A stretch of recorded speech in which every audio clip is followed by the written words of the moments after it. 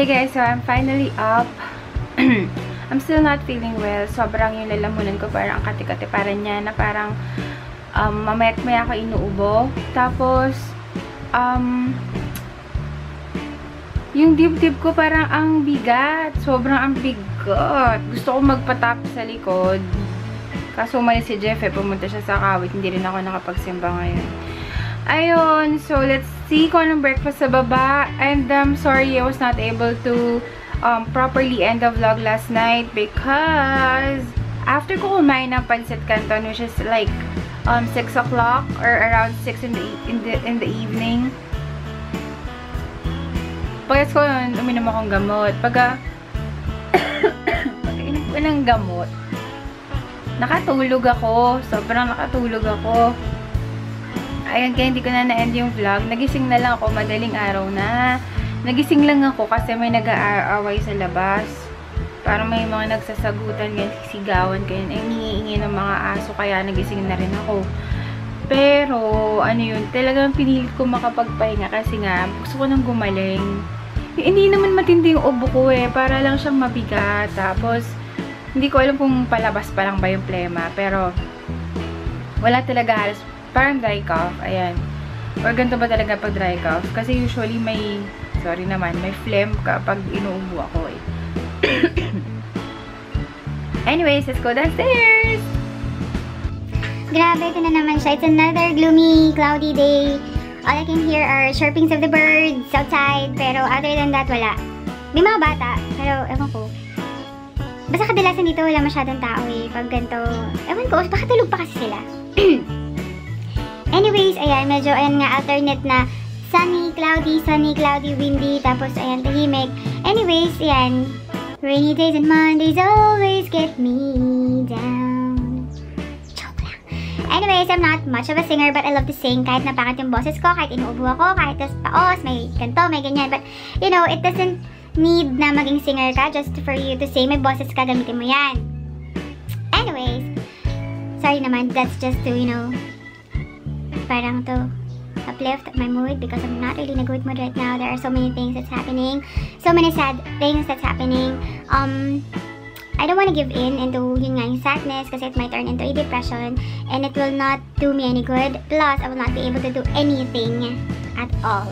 Like, before, I was severely, but it's not, kasi it's not diagnosed, so I'm not gonna use the term. So, I was in a severe state of sadness. I was not able to do anything. I'm just in bed, umiiyak. Tapos, I cannot eat, I cannot sleep. Matutulog ako, parang maximum of 2 hours and then jolt out. Magigising ako, tapos biglaan. And then, iyak.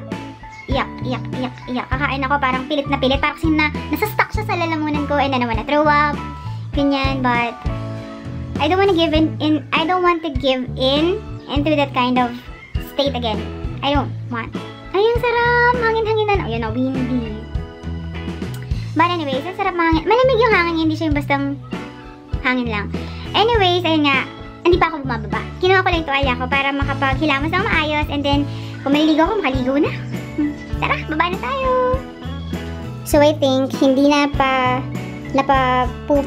Hindi nagkaroon ng morning routine si Evora, kaya doon siya sa loob ng cage niya umihi. Ay, tumae, tsaka umihi. Nilinisin ko muna to bago kumain. She's supposed to dito, you know, mag-poop dun sa potty niya, but then again, siguro nagmamadali si Jeff, hindi naalala si Evo. Anyways, ayan. Ang weird, yung dati naming karpentero nandyan sa labas. Yung karpentero namin na yun, nakuryente sa kawad ng kuryente. Ayun, sa kable. Tapos, nakuryente siya. Eh, di syempre, burn yun, diba? Electrical burn. Inano namin siya, inasikasa namin yun. Tapos, sa PGH namin siya dinala. Kasi nga, dito sa Cavite, wala kaming alam na burn unit. Tsaka, diba, pag sa PGH, syempre, mas, yung bang mas okay na rin yun doon. Kasi, syempre, yung expenses, plus, mas experienced yung mga tao doon. That's how I think of PGH sa mga burn unit nila. Tapos, ayun, ewan ko, nandiyan siya sa labas kanina. Tapos, tingin siya ng tingin dito sa may bahay. Tapos, pagsilip ko, umakat kasi ako dito. Kasi, diba, nilinis ko yung cage ni Evo. Doon ko siya nakita sa may labas. Tapos, ngayon, pagtingin ko, nung umakat na ako, wala na siya. Ewan ko lang kung kaninong bahay siya may gagawin. Kasi, before na hinire namin siya, hindi naman dito yung ginawa niyang bahay doon sa may Paranaque. Tapos parang tinatawag-tawag niya ako kanina. Parang gumanon lang ako. Parang, yun lang. Hindi ko, I did not like how her daughter treated us nung time na, yun nga yung crisis na yun. Kasi, lahat naman ng part ginagawa namin, hindi nagpo-provide kami ng gamot, nagpo-provide kami ng ganito, ng ganyan. Lalo na nung syempre na-confine siya. Pero nung after na, nung na-discharge na sila sa hospital, oo naman, alam naman namin may responsibility pa rin kami. Pero ang last bilin kasi ng doctor was, ubusin na lang yung gamot, and then, ayun nga, magpa-therapy. Tapos, so ayun na. Ngayon naman, parang wala namang in-advise yung doctor na, kasi hindi kasi sila nagpa-therapy, kasi may work daw, ganyan. So, parang home exercises talaga pinigay ko, ganyan. Eh, parang hindi ko alam kung ginagawa rin naman nila kasi, ewan ko. Tapos, yun yung mga tipo ng pasyente na matigas talaga yung ulo. Anyways, tapos, sige na nga. Tapos, ang dinedemand nila noon lagi, since may time na hindi pa siya nakakapag-work, lagi sila nagdedemand noon ng food, na parang, parang for the meantime, magsustento kami ng gantong amount, ng ganyang amount, since hindi pa nga siya makakapag-work. Parang before nagsusustento kami ng bigas, kahit bigas man lang daw, magbigay kami. Sige, nagbigay kami. Parang isang sako ata yun. Na parang after 1 week, isang sako ulit. Sa amin yung isang sako namin. 25 kilos ha. Tatagal na more than 2 weeks yun eh. Anyways, tas, ayun. Tas parang, sige, tas bukod doon may money pa. Nakasama. Tapos may gamot pa niya. Nag-ano siya eh. Alam ko tramadol ata yun eh. Yung gamot niya nun. Tapos tinedemand na yung anak niya. Lalagi ako tinetext na pengi daw ng tramadol, ganyan-ganyan, kasi masakit ang buto ni Papa, bla bla bla. So I got pissed off kasi yung time na yun na parang tang-ina. Sorry sa bad words, pero tang-ina talaga. Pinaprovide namin lahat. Maayos ka naman manghingi sana, diba? Wala naman kaming, hindi namin kayo tinakasan. Wala na kaming ginawang pang-aano sa inyo. Basta lahat ng kaya namin i-provide, pinrovide namin. Kahit na nung time na yun, meron namin kaming financial problem on our own. Kasi yung time na yun, parang hindi pa, yung mga sweldo, delayed. Tapos, syempre, ang laki na expenses na binibigay nila sa namin sa kanila. Kasi nga, yung sa asawa, yung mga para pera, nag-iwan kami ng pera. Kasi yung medication yung time na yun, parang sa ano kasi, sagot na, pero yung kumbaga, yung medication sa labas, yung mga kailangan ng gamot, sasabihin na lang ng PJ sa amin, kailangan niya bumili ng ganito, kailangan niya bumili ng ganyan. Tapos may time pa nga na kailangan ng morphine. Na yung, alam mo yun na lang yung, since sila yung nandun, sana, ay hanapin nila na maayos yung gamot para kami makapag-provide. Kasi nung time din, marami rin kami inaasikaso.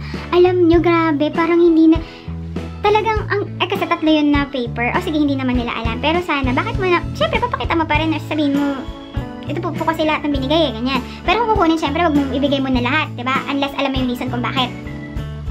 Or hindi wala sila sinabi na sa akin na 3 peraso to, ganyan. So, nung hiningi ko yung sabi ko, ito lang ba talaga? Sabi niya, ito, yan lang. Parang, teka lang morphine yung bibili natin, sigurado ba kayo? Sabi niya, okay, sige. Alam niyo, sinabi lang nila, ay hindi ate, sorry, 3 pala kasi yan, ganyan. Kung kailan nakapaghanap na ako, ay di syempre, sayang yung time, sayang yung effort. Diyos ko Lord! Parang, sabi ko sana, binigyan niyo na lang kagad yung reseta, yung prescription, para hindi na tayo nagsayang ng oras. Di ba nagmamadali rin naman kayo? Kasi nga yung sakit, yung pain, hindi na lumatake, ganyan. Ang tataas ang dosage ng niya, ng pain reliever ni Kuya. Eh di yun, wala lang. Anyways, back to the story. Naglaho siya ngayon dyan. Hindi ko alam kung nasan siya. Ang nakaka-creepy kasi. Creepy yung tao na yan eh. Ewan ko lang din. Anyways. Wala lang. Na-share ko lang. Ay, kakain na talaga ako. At walang tinapay. Tinapay. So mag-ano ako. Kanin talaga. Okay. Kain tayo. So, Jeff cooked lunch and meat for breakfast. Kain tayo. Tapos mag-rice ako, wala akong choice eh. Pero thank you Lord, thank you po sa food, Ayan. Sige, kain tayo! Ayan, tapos na ako mag-breakfast, kasi inom na ako ngayon ng gamot.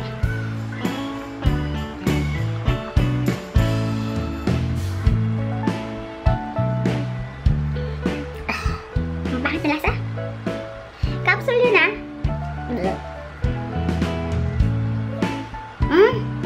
May namumula pala. Hindi ko... Kinamot ko siya kanina. Anyways, nakakatawa naman. Pero my brother texted me na pala, kasi naka-roaming siya. Nagpapaload siya sa akin, tapos nakakamusta. Pero late na kasing mapaloadan dahil tawag dito, sarado yung mga tindahan. Siguro kung Sunday. Pero yun doon sa kabila, sa labas, medyo malayo bukas. Yun. Ayun, tara, rest muna. Ay, papakain ko pala si Ivo. Ito na yung brunch ni Ivo. I mean, kasi nakain niya na yung pagkain niya kaninang umaga. Pero iniiwanan ko siya palagi ng pagkain kasi baka just in case gutom siya, at least may ready na siya kumain, ganyan. Kasi minsan, ito, hindi niya nauubos yung, pagkain niya. So, ang ginagawa ko, paunti-unti lang talaga. Tapos, parang, bahala na siya kung kailan niya gusto kainin. Kasi, gagaya nun, diba? Excuse me. Kasi minsan, umaalis ako, so hindi ko siya agad mapapakain. So, ginagawa ko na lang talaga, iwan ako siya ng food. Tapos, depende kung gaano sa tingin ko katagal, sa tingin ko ako mawawala yung food niya. Minsan, marami na, tapos, kasi minsan, pareho kami Jeff wala eh. Pero pag dito naman si Jeff, iniwanan ko siya ng pakonti-konting food kasi bahala si Jeff magdagdag. Anyways, ayun. So, pahinga muna ako. Nakakasuka yung gamot. Hello! So, I'm done maligo. Ayan, refreshing ang feeling. Medyo mainit, pero cloudy pa rin yung weather. At sa ngayon, ako po ay nag-edit ng mga vlogs. I mean, yung hindi ko yung about sa information na hindi ko naayos, inayos ko ngayon. Ayun, so laters! Grabe, so the whole afternoon, naubos yung oras ko kakagawa ng kakatry ng nail polish. I was supposed to make a tutorial, but parang hindi ko nagustuhan yung mga gawa ko. So, hindi ko na lang tinuloy. I was supposed to do yung nail polish ay newspaper nail art. But, hindi ko nagustuhan yung color ng base ko. Tapos, hindi ko rin nagustuhan yung kung paano nagdikit yung newspaper dun sa nails ko. Parang hindi ko masyado nagustuhan. So, hindi ko na siya tinuloy. Ayun, saka kasi bukas, baka may lakad ako and I don't think that will go with my outfit. So, ewan ko, I don't know if this will go with my outfit tomorrow. Planning to wear a dress. Baka kasi may lakad ako bukas. Ayun, baka lang naman. Pero kung wala, edi ang malas ko. So, ayan. Ayan, ito siya.